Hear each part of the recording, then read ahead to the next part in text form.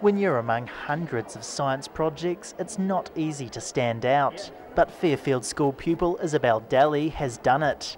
Her homemade hydraulic arm is among the projects catching people's attention at this year's Aurora Otago Science and Technology Fair.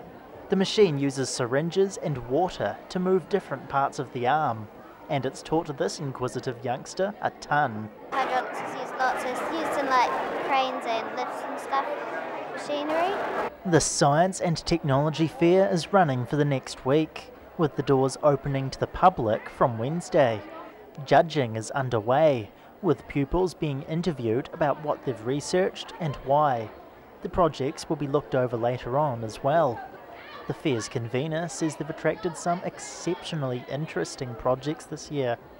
The ones that stand out are the ones where they've done it because it's an interest to them, or they've basically seen something that they want to find out more about, or they just asked a question and find out what's the answer. Sexton says this event is often a pathway into further science programs, and lots of the teens who put projects in here end up studying at Otago University. That knowledge makes this year's support even more special. This is the highest number we've had of senior entries this year for probably a good decade. Year 7 and 8 tend to do it as part of the school projects for science.